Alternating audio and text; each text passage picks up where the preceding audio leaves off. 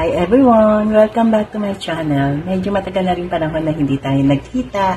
Matagal na rin po kasing panahon na hindi ako nag-vlog. Almost 1 year na po mga momshies. Kaya narito na po muli ang naka-barangay secretary na mag-share na po muli sa inyo. At ngayon po ang aking pong isi-share sa inyo yung update ng ginawa kong video before ng kung paano ba gumawa ng minutes of the meeting. Kasi marami pong mga nagtatanong na mga bagong barangay secretary kung paano po ba ako gumawa ng minutes of the meeting. Actually po, pasensya na po kayo dahil medyo hindi ko po masagot lahat ang mga tanong niyo dahil nagkaroon nga po ng problema ako sa aking trabaho. Pero ngayon po, nandito na po muli ako. Pero yung po kasi mga hinihingi yung mga files before, nasira na po kasi yung aking external hard drive. So, yung mga files ko po before ay lahat po yun ay hindi ko na po na-retrieve. So, yun, pasensya na po dun sa mga nagre-request ng mga soft copy. So, ngayon po, isi-share ko sa inyo. But before that, hayaan niyo po munang ipakilala ko sa inyo ang aking channel.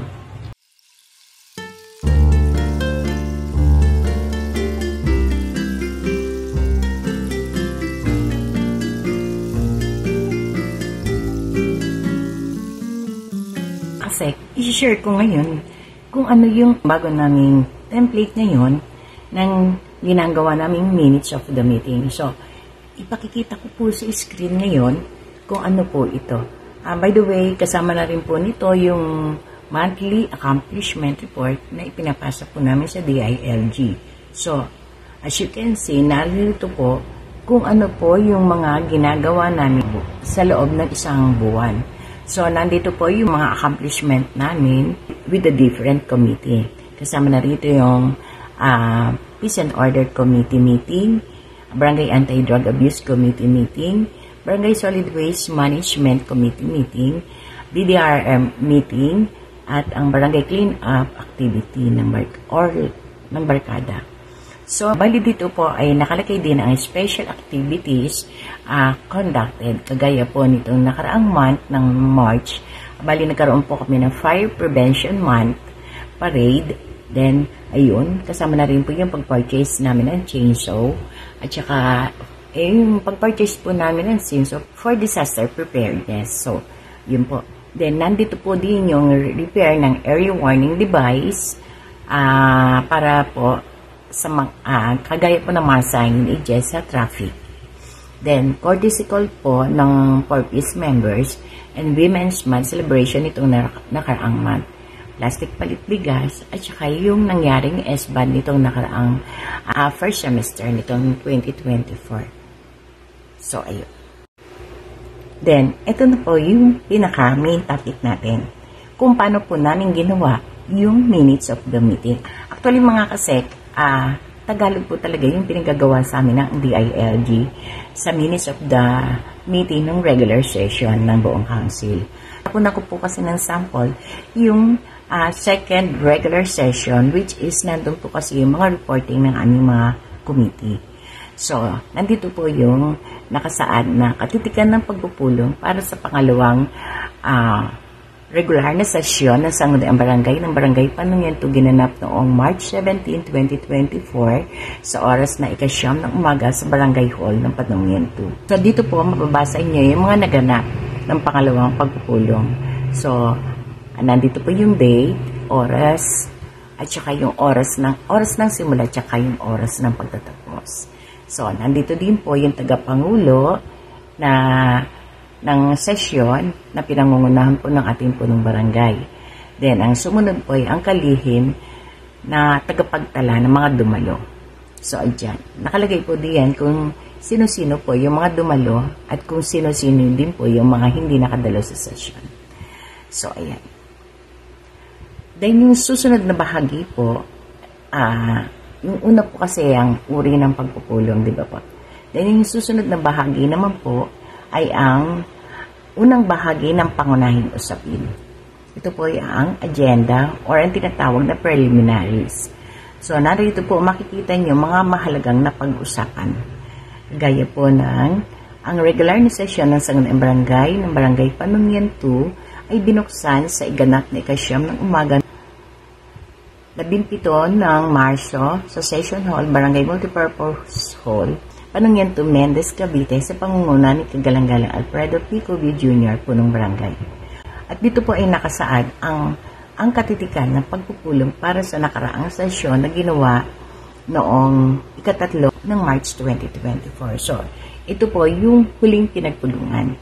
Then, yung sumunod po ay binasa ng tagapangulo ang mga nakatakdang gawain ngayon araw bilang una, pagpapasa ng agenda, pangalawa, mga hindi natapos na gawain, pangatlo, nakatakdang gawain, pang-apat, pag-uulat ng mga komitiba, pang-lima, mga bagay para sa kaalaman ng sanggunian, and number 6, privilege R ng tagapangulo ng sanggunian, number 7, petsa at lugar ng tagasunod na pagpulong.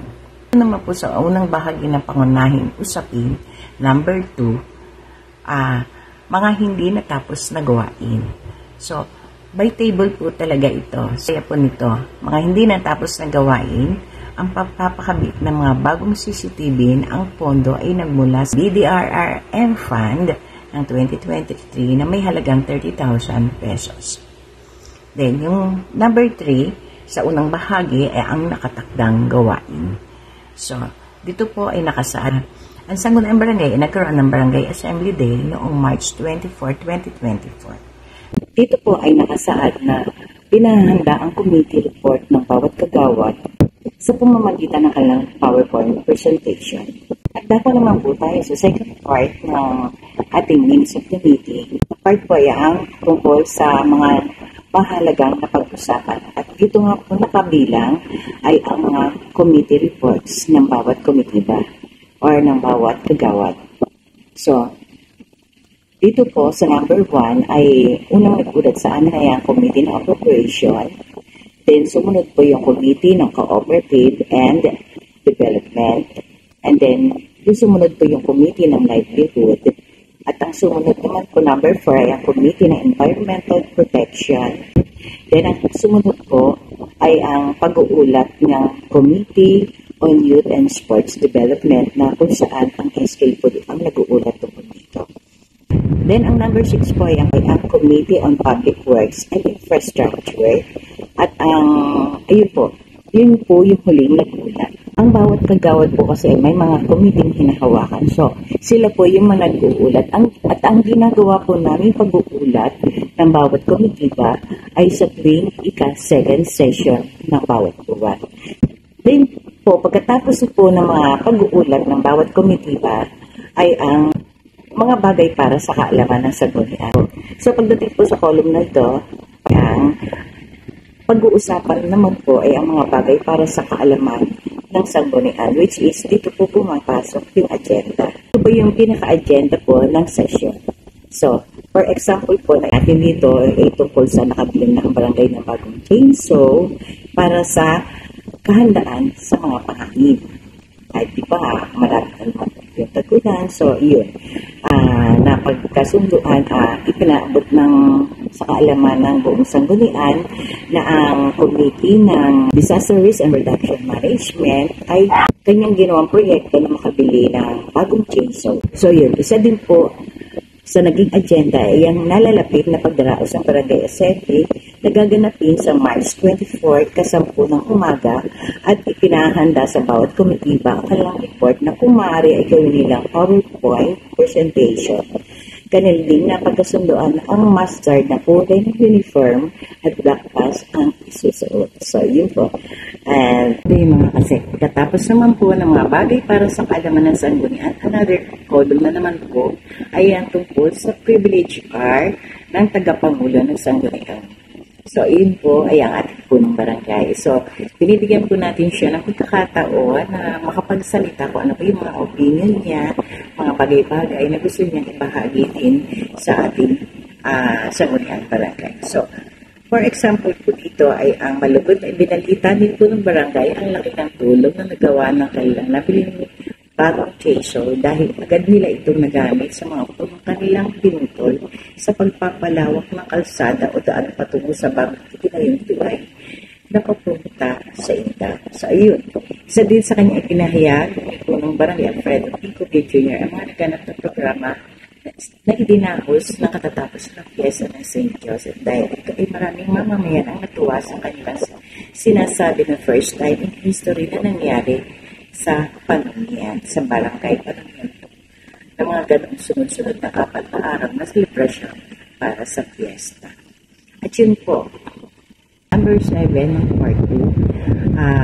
Bali, nakasaan po dito ay ang petsa at oras ng susunod na pagpupulong. Bali, hindi na po masyadong makita dito sa naginawa akong video, mga moms, ayun.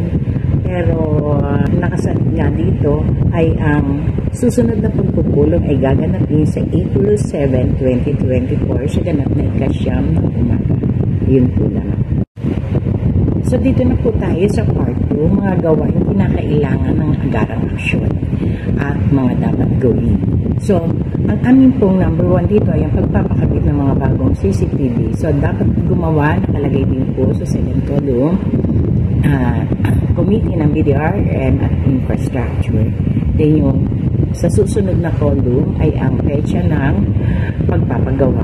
So, yun po yung mga nakalagay doon.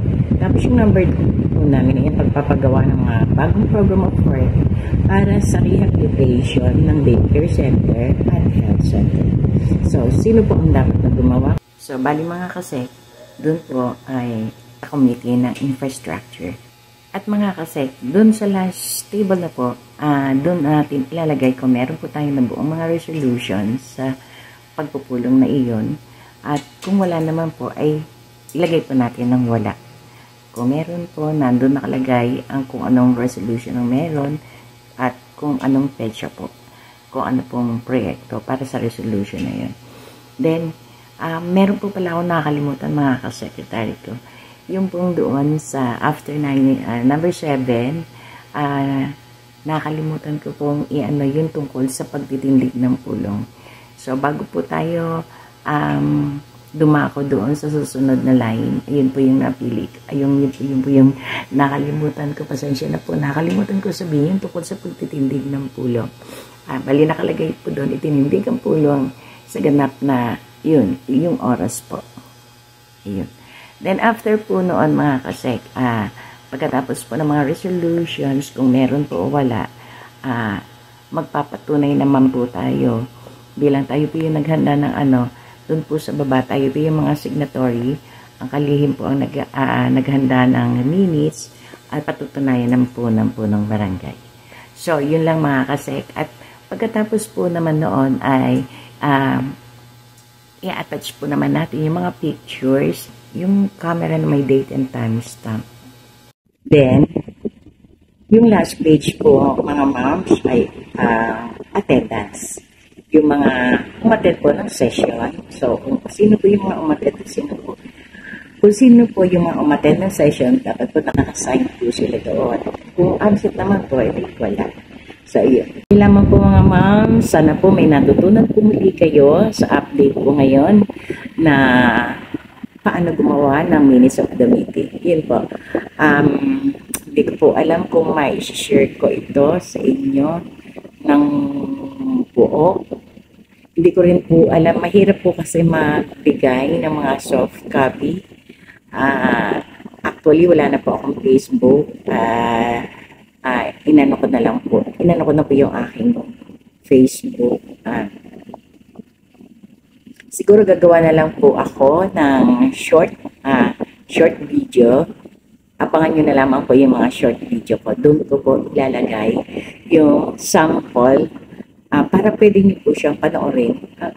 Tiis na lang po kayo na hindi soft copy. At least meron po ako ma-share sa inyong copy na kung paano tayo gumawa ng minutes of the meeting. Dito po kasi medyo video po yung ginawa ko. So, pagtyagaan nyo na lang po munang panoorin. At least may mga idea po akong naibigay sa inyo. Ayun, abangan nyo na lang po yung short video ko na i-upload para po sa sample na minutes of the meeting na ginawa natin. Bagong updated version. So, ayun mga ka-secretary, salamat po muli sa panonood ng aking video. At kung bago ka lang sa aking channel, please don't forget to subscribe And pakita rin po yung notification bell para every time na upload po ng aking video ay ma-update po kayo at ma-notify kayo. Lamang po, thank you so much po. Sana po huwag kayong magsasawa manood ng aking mga video. God bless po and count your blessing.